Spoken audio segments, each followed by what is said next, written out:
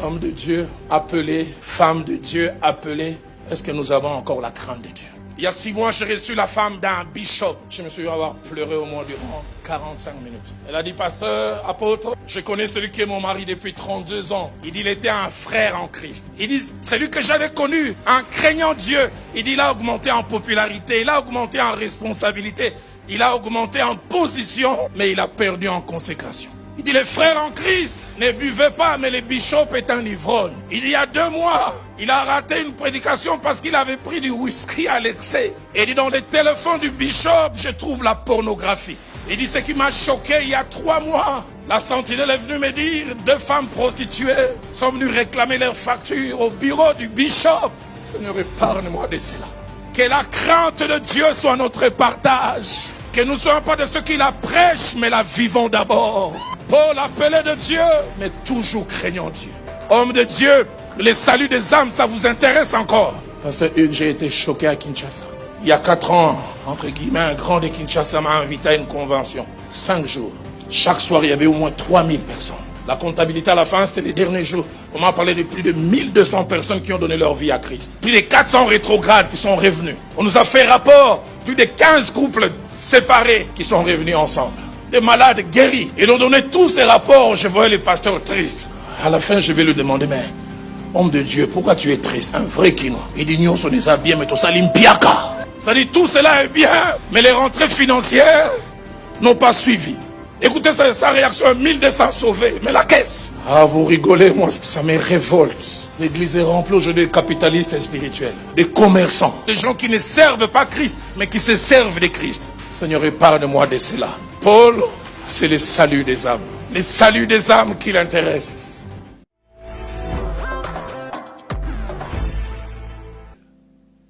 Homme de Dieu,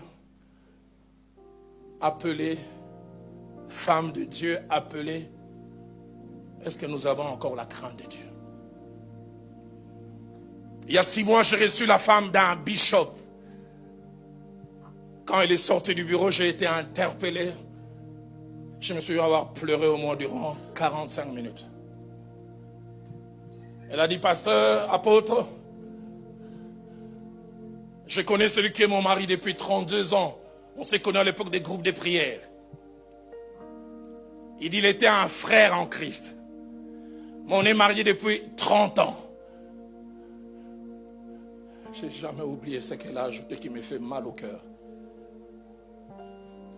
Elle a dit, les frères en Christ que j'ai connus il y a 32 ans craignaient Dieu.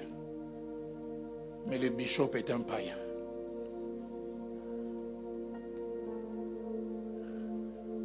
Il dit, les frères que j'ai connus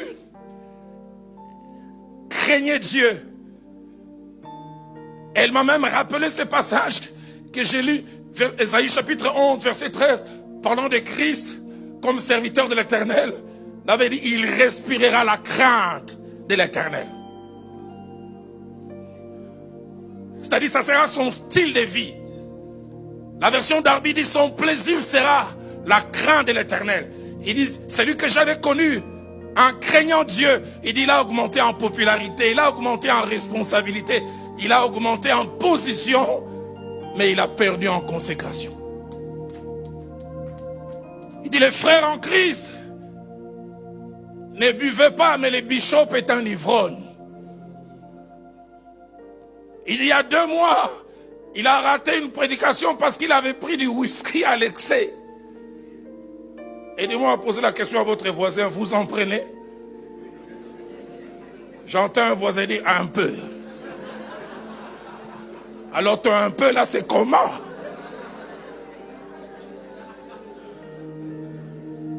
On en rigole. Et dit, dans les téléphones du bishop, je trouve la pornographie. Il dit, ce qui m'a choqué, il y a 3 mois, la sentinelle est venue me dire, 2 femmes prostituées sont venues réclamer leurs factures au bureau du bishop. Seigneur, épargne-moi de cela. Que la crainte de Dieu soit notre partage. Que nous ne soyons pas de ceux qui la prêchent, mais la vivons d'abord. Paul appelé de Dieu, mais toujours craignant Dieu.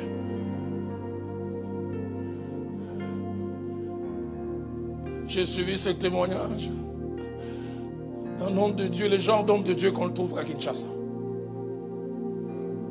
Parlant à ses collaborateurs, calmement, il leur dit, moi je suis sauvé de la tête à la ceinture. Mais de la ceinture jusqu'en bas, j'ai besoin de la grâce de Dieu. Vous comprenez ce qu'il voulait dire? Alors aidez-moi à poser la question à votre voisin, vous êtes sauvé d'où jusqu'où?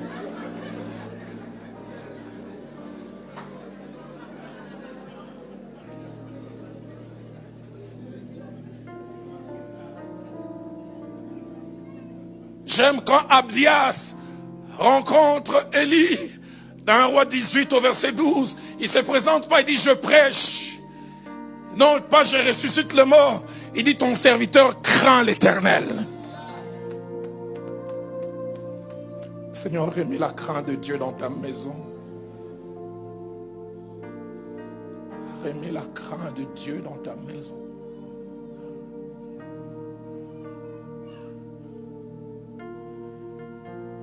Dans 2 Rois chapitre 4 verset 1, certes il est mort avec des dettes, mais j'aime les témoignages sortant de la bouche de sa femme.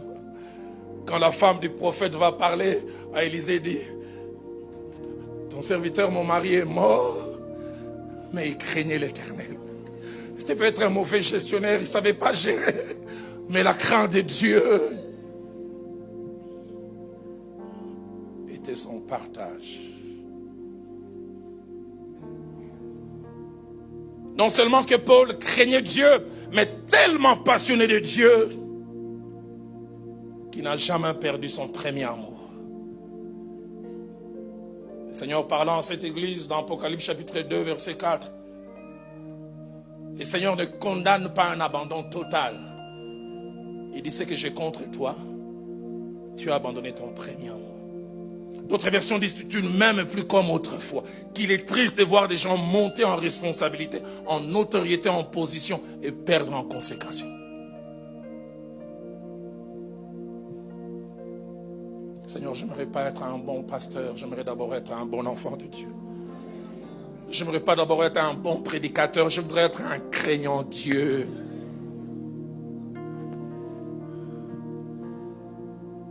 Non seulement craignant Dieu, mais attaché aux Écritures.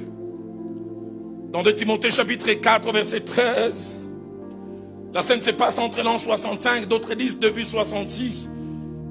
Il est emprisonné, mais sa passion pour Dieu, il est attaché aux Écritures. Il écrit à Timothée qui est libre, il dit, quand tu viendras, apporte le manteau que j'ai laissé à Troas, chez Carpus me dit, surtout les parchemins. Surtout les parchemins. Le feu Jacques-André Vernon, mon pasteur, me disait toujours, Roland, ne fais pas de la Bible un livre de travail. Fais de la Bible un ami. Ne lis pas par rapport à ce que tu vas prêcher. Lis chaque jour. Et j'essaie de la lire. Parce que le feu Jacques-André Vernon me disait cette phrase, la deuxième que j'oublie jamais. Roland, ou la parole de Dieu t'éloignera du péché, ou le péché t'éloignera de la parole de Dieu. Et Paul était attaché aux Saintes Écritures. Cela me fait penser à ces merveilleux psaumes, les 119, verset 16, verset 24, verset 47 et verset 92 ou 92. Écoutez ce qu'il dit au verset 16. Il dit, je fais mes délices, tes statuts. Je n'oublie point ta parole. J'aime les thèmes qu'il utilise, délices. Quelque chose derrière laquelle on languit. Au verset 24, il dit, tes préceptes font mes délices. Ce sont mes conseillers. Et Paul avait cette passion. Verset 47, je fais mes délices de tes commandements, je les aime. Verset 92, 92, si ta loi n'eût fait mes délices, j'aurais alors péri dans la misère. Comme je le disais, qu'il est triste d'augmenter en position, en titre, même en importance aux yeux des hommes, et de perdre l'essentiel, l'amour pour Dieu, la passion pour Dieu. Et Paul, c'était un appelé, malgré les années, passionné de Dieu. Dans Matthieu chapitre 7, versets 21 à 23, le Seigneur s'apprend à deux types de personnes apparemment appelées, apparemment actives dans l'œuvre de Dieu. Au verset 21, il dit à ces personnes, tous ceux qui me disent Seigneur, Seigneur, n'entreront pas tous dans le royaume des cieux, mais celui-là seul qui fait la volonté de mon Père qui est dans les cieux.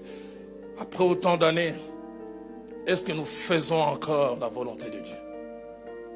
Parlant aux pharisiens, le Seigneur dira à ses apôtres, il dit, ils disent, mais ils ne font pas. Les versets 22 et 23 me choquent encore. Certains viendront, ils vont présenter leur exploit. Plusieurs diront ce jour, Seigneur, n'avons-nous pas prophétisé par ton nom? N'avons-nous pas chassé des démons par ton nom? Et n'avons-nous pas fait beaucoup de miracles? Ils parlent de ce qu'ils ont eu à faire, leur service, leur activité, entre guillemets, en tant qu'appelés. Et ce qui est étonnant, le Seigneur ne refuse pas. Et ils vont sur le terrain du service. Au verset 23, le Seigneur vient sur le terrain de la relation. Il dit alors, je vous dirai ouvertement, retirez-vous de moi, vous qui commettez l'iniquité. Ah bon, il est possible de prophétiser en commettant l'iniquité?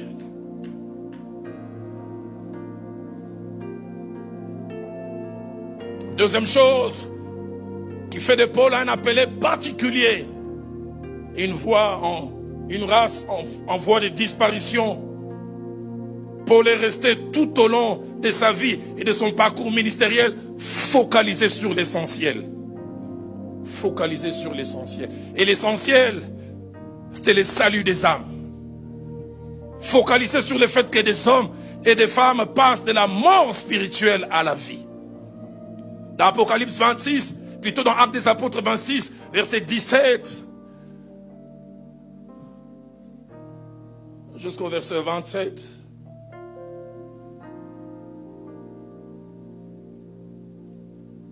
nous voyons cela.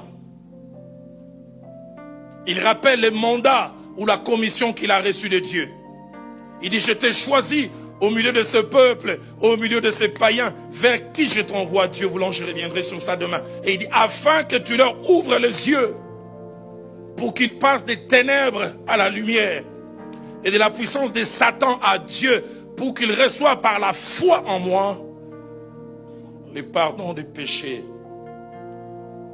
et l'héritage des sanctifiés. C'est ce qu'il avait reçu plus de 30 ans.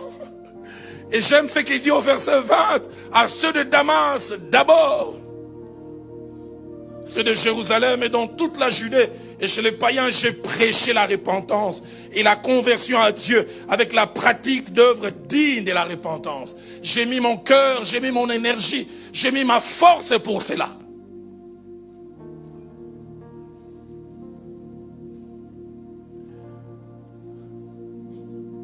Et là où sa passion me dépasse, c'est à la fin de ce passage.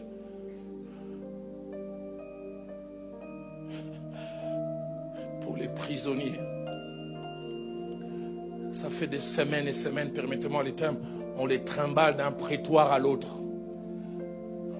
Il doit être fatigué physiquement, fatigué moralement.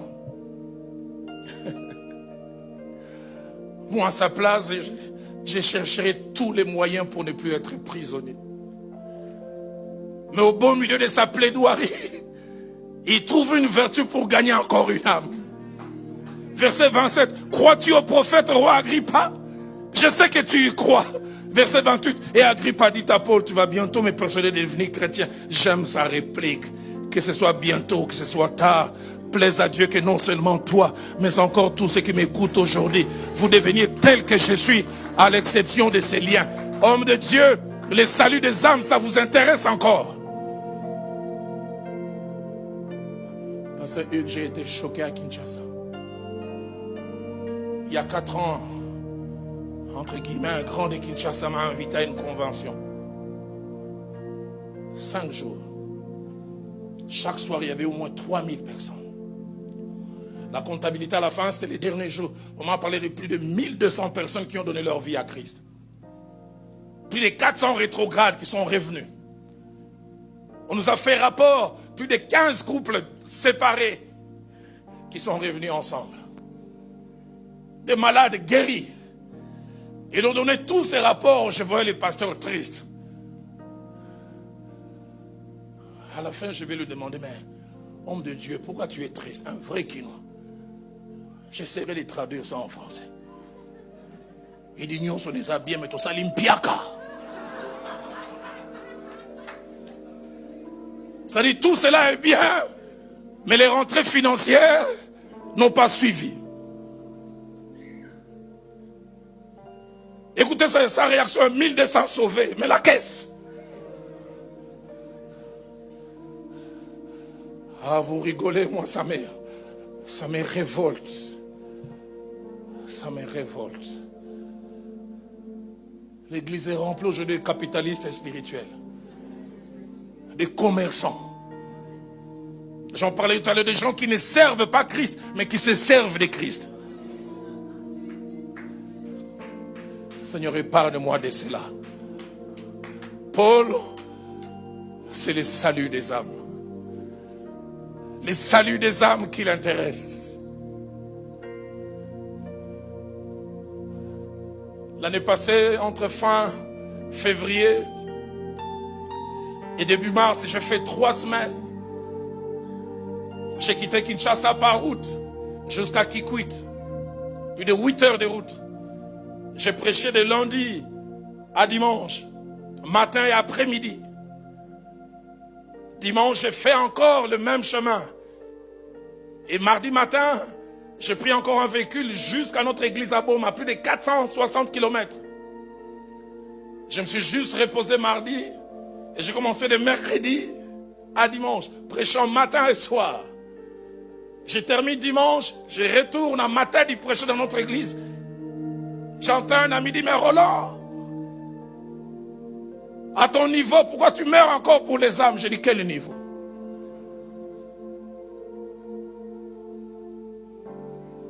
Là où il y a les âmes, je vais y aller.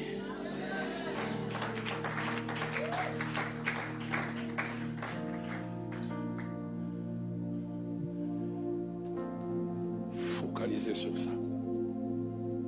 Le salut des âmes. Et comme je l'ai dit, malgré son statut de prisonnier, il cherche à gagner.